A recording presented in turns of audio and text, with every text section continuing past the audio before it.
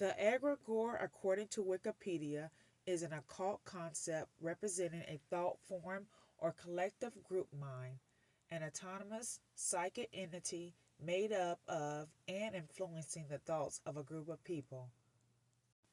In other words, a group egregore can take over any group with the same vision and influence of all the people.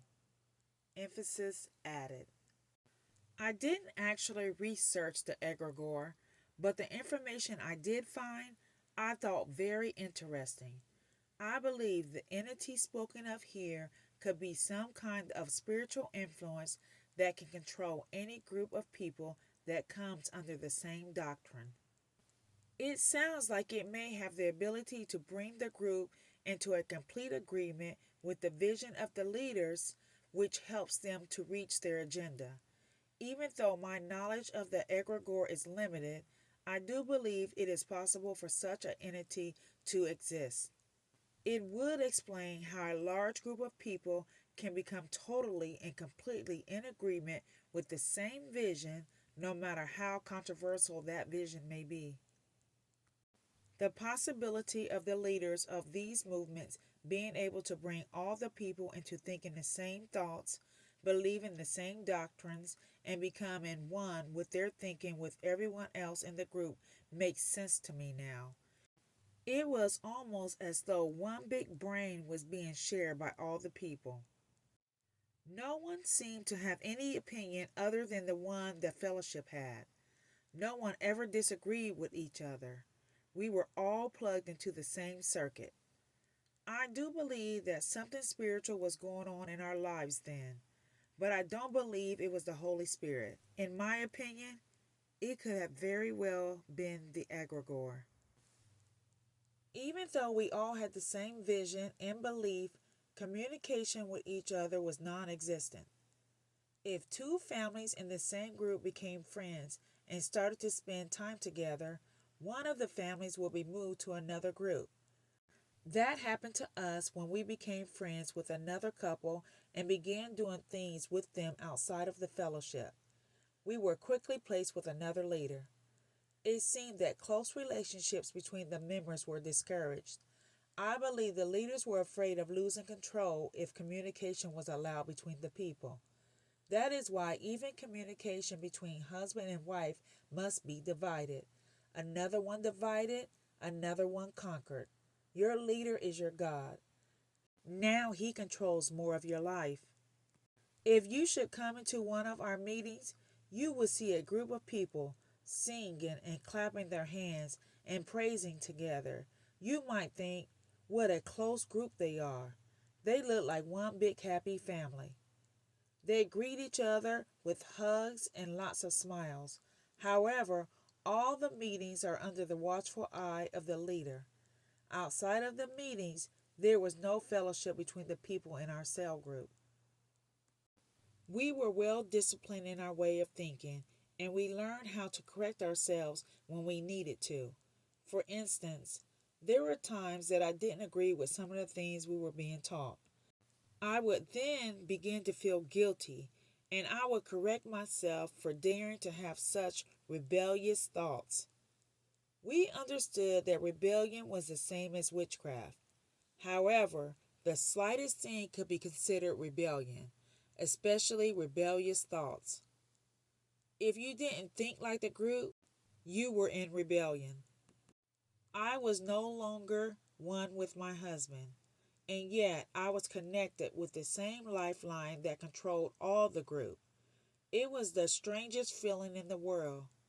You are dependent on the leaders and yet completely disconnected from them. Believe me, I was confused. That is what these authority oriented groups can do to you. I believe through the control the leaders demanded of the people and the peer pressure that people put on each other led us to feel the need to be compatible with the fellowship. Hey, let's face it, it was either that or the egregore. Remember the egregore? He is called the group demon by some people. Being totally dependent on someone and yet unable to communicate with them sounds a bit creepy and maybe even supernatural. I don't believe anyone in the group was possessed, and that includes the leader. Yet the powers and the principalities that are mentioned in the Bible do have influence that we don't realize sometimes. So, who is trying to control and influence the people? Could it be possibly the same one who wants to control the world? You know, the one that thought he was going to take over heaven and replace God? And could he have a little servant working for him called Egregore? I would be willing to bet he does. The scriptures tell us about a spiritual battle going on for our souls. And this battle has been going on since Satan tempted Eve in the garden. For we wrestle not against flesh and blood, but against principalities, against power, against rulers of darkness of this world, against spiritual wickedness in high places. Ephesians 6 and 12. It is very clear that there are evil dark forces from the heavenly realm, and we are in battle with them. The demons use humans anytime they can to accomplish their agenda. Is the leader of some new movement that is completely out of line with the scriptures the villain? Is it really possible for one person or even a small group of several people to control a larger group of people? From our 10 years of experience, I would say yes, they can. How many people do you know that actually think alike? My husband and I have 3 children, and even though we are 5 people living together and sharing our lives, we are different individuals with different personalities, different talents, different tastes in what we like, be it food, clothing, or entertainment. God created us to be different. That was His plan, and He gave us free will to enjoy being different. He never intended for us to be a bunch of clones. He created each of us with our own personalities and the ability to do whatever He designed us to do. God does have a perfect plan for our lives, but the devil is going to do whatever he can to interfere. His ultimate goal is to destroy our relationship with God and with each other. Be sober, be vigilant, because your adversary, the devil, is a roaring lion, walking about, seeking whom he may devour. 1 Peter 5 and 8. God created man in his own image. In the image of God created he him. Male and female created he them. Genesis 1 and 27. Do you know that the devil hates God and everything about him? Do you realize that since we were created in God's image, that the devil hates us? He is not our friend, and he never will be. He has organized, with the help of his demonic army, a new movement for every generation. All we heard in the fellowship was, God is doing a new thing. Today, we are again hearing teachings of the same old false doctrines of the past movements. Their battle cry rings out everywhere to anyone who will listen to them. God is doing a new thing. As Solomon points out to us, the thing that has been, it is that which shall be, and that which is done is that which shall be done, and there is no new thing under the sun. Ecclesiastes 1 and 9. Yet there are new movements emerging with their new false leaders, prophets, and teachers, each one announcing themselves to be sent by God to tell the world about a new thing God is doing. Becoming a member of one of these movements and accepting the teaching of their false doctrines will bring you into deception. Through manipulation and peer pressure, they will cause you to abandon your God. You will become one of their fellowship servants. Before you realize what's happening, you will change gods. You would think you are still serving the same God, but you are now serving man. He has become your God. The real God gave you free will. This God is going to take over your life. You can kiss your free will goodbye. The devil is the organizer and creator of these false movements. His purpose is to destroy people's faith in God and bring them under his authority. We know that demons are his faithful servants. So, is there a demon called egregore? As I mentioned before, I don't believe that we were possessed by any demon, but I have no problem believing that someone can be influenced by one.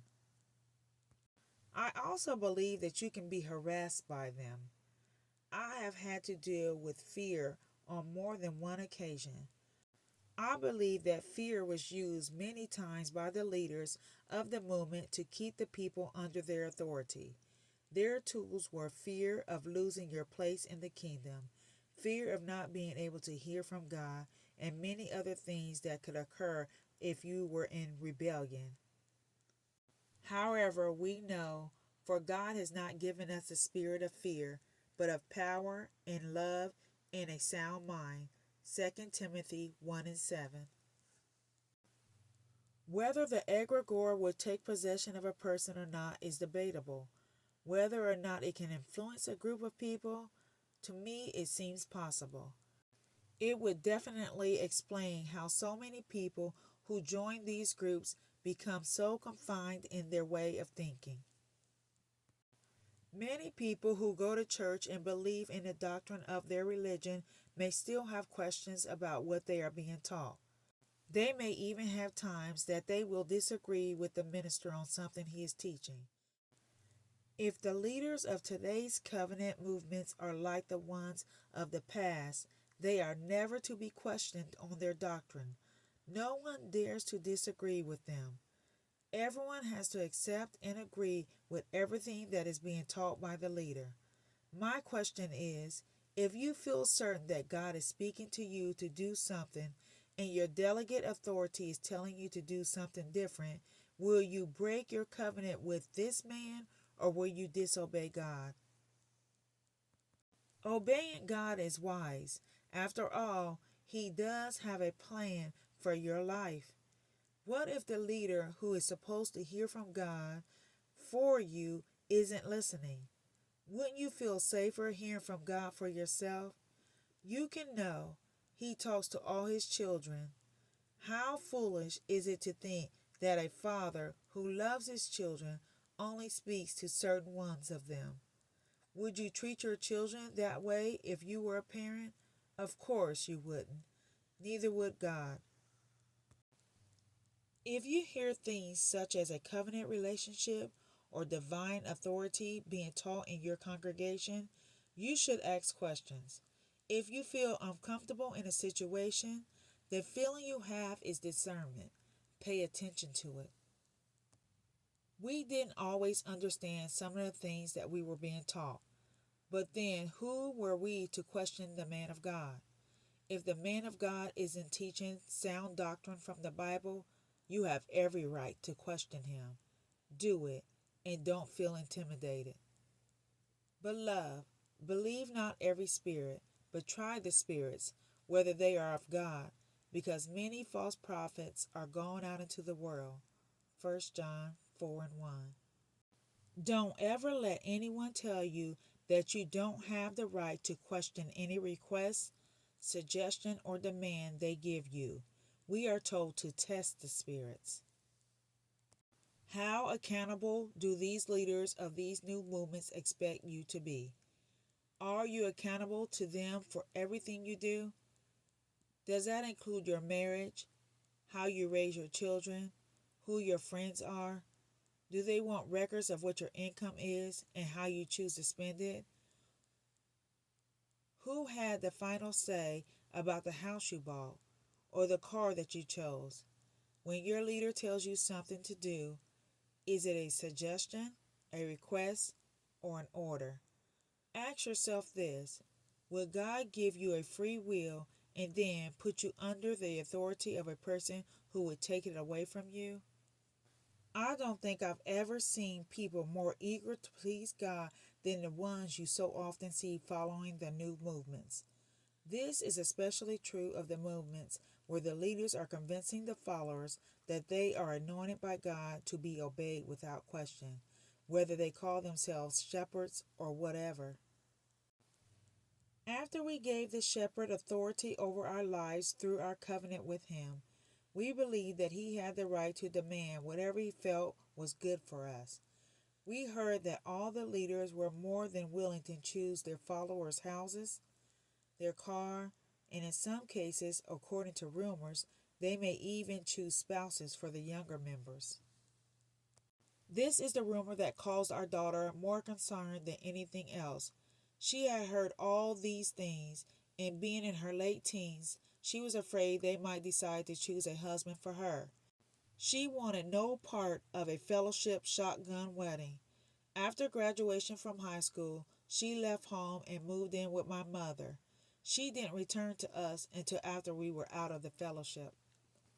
Deception is the key to the doorway into any new movement that is teaching false doctrines. These movements choose these victims carefully. New Christians who are not established in the faith and have little knowledge of the Bible are easy prey for them. Their favorite recruiting grounds are college campuses. There they can recruit young people who are vulnerable and open to their God is doing a new thing sales pitch. Let's face it, young people who are in college usually are open to any new thing. They are still at that venturesome but vulnerable age. Anything new excites them. These people know that, and they are not above taking advantage of them. The thing that seals the deal is manipulation. They start with how they're going to be there for you no matter what. They are one big happy family, and they want you to be a part of it. They will love bomb you. They will try to meet any need you may have at first. But that will change after you have finished your course on having a servant's attitude 101. I will write more about this later. The next thing that assures them that you will stay with them is separation. They will separate you from your family, from your friends, and anyone else outside of their group. They will even move the whole group to another state if they need to. Anything that will help their cause. Once you are in the group and have become completely committed to them, you will start to notice a slow change.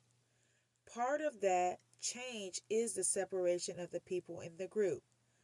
The once close family scenario begins to change. Part of that change is the separation of the people in the group. The once close family scenario begins to change. People are beginning to be shuffled around, and now the group is constantly kept busy. Fellowship is important to the group, but is always done in the presence of the leader. Serving is becoming a continuous thing, but not to each other. Subtle and clever separation began with the family.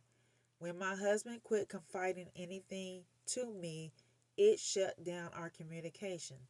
This separated us, and yet my husband believed he was protecting me. Satan knows he can control the family, that he can divide. That also goes for friends and fellow church members. The believers may believe they are helping the people they are separating, but they are being deceived. Are they aware of the walls that are going up between the people? Do they actually understand the division that they are creating? Or are they following orders they are getting from their leaders? A disconnected body cannot function, and neither can the body of Christ if it is divided. And yet, separation of the people was becoming more obvious each day. Two couples in the same group having dinner together away from the fellowship might become relaxed with each other. This may lead to questions about something they were told to do that they didn't understand. Husband number one might say to husband number two, "The shepherd wants me to do blah, blah, blah. Has he ever told you to do that?" Husband number two may say, "As a matter of fact, he did. And though I know we shouldn't question his reasonings, I must say I have often wondered about some of these things. Uh-oh, this isn't good. Danger alert." The people are talking to each other.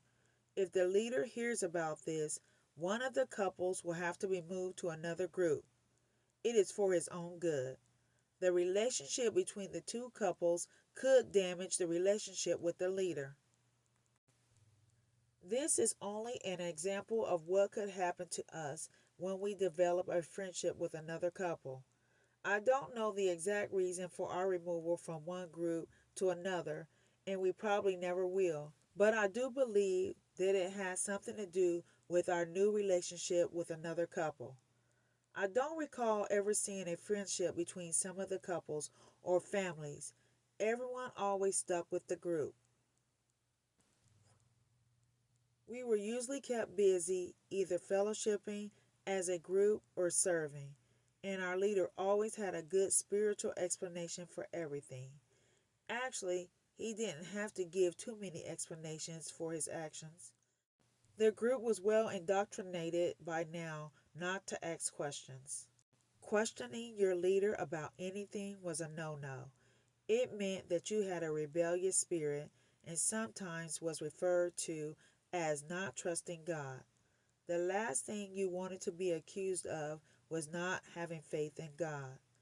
The "you're not trusting God" card was the one that was used the most. That, of course, was part of the manipulation to keep you from questioning the leader.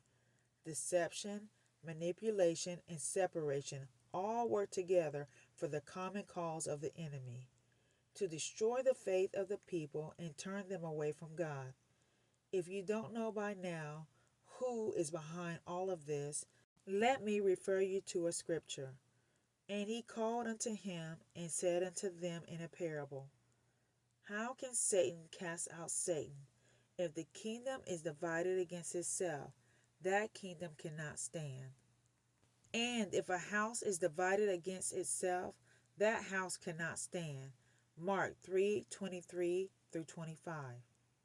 In this chapter, the teacher of the law were accusing Jesus of casting out demons by the power of Beelzebub, the prince of demons. I am sure that the devil is well aware of that technique. It is obvious that he has been using it for many years, not only in cults and false religion, but he has been using it to destroy families and the lives of people everywhere. Divide and conquer. That is his trademark, which has become his most used tactic in every unethical false movement on earth. Dictionary.com defines peer pressure: social pressure by members of one's peer group to take a certain action, adopt certain values, or otherwise conform in order to be accepted. Peer pressure and the authority-driven movements keep the egregore busy. As long as everyone in the movement is conformed to the group belief, all is well. If someone gets out of line, the rest of the group will put the pressure on them to get back in step. The women in our group held no spiritual position at all. We were not even encouraged to teach our children about spiritual matters. That was the father's job. Actually, women were not even encouraged to read the Bible themselves. On one occasion, I mentioned something that I had read in the Bible to one of the women in the group. Big mistake. I got a lecture from her about how I wasn't supposed to be reading the Bible. I was coming out from under my husband's covering, and I was setting myself up for an attack by doing it. In other words, you are being disobedient and you better shape up or the boogeyman's going to get you. Can you believe that? Reading the Bible is being disobedient. Peer pressure was another problem that contributed to the fact that we were not too close to the group. It was almost like what I imagined communism to be. You had no idea who you could trust. This from the same group we once thought was so close to each other, the one we thought was a big happy family that we were going to spend the rest of our lives with. Under different circumstances, these people in the group could have been friends, but living under the authority and control we had to live under made it impossible. You often find yourself asking, what is going on here? Everything seems to be changing. Is it me or is it the group? Then you remember God is doing a new thing, or at least that is what the leader keeps telling you. That was back in the 70s and 80s. According to the groups of today, he is still doing a new thing. But from what I found out about the doctrines they were endorsing and teaching, it doesn't sound new. It sounds like the same thing that was a new thing in the 70s and 80s. God is not doing a new thing, He is doing an eternal thing. Anything eternal will never grow old, so it doesn't have to be renewed. His word doesn't have to be renewed. His crucifixion doesn't have to be renewed. And his covenant with us doesn't have to be renewed. God is eternal, and only He can create eternity.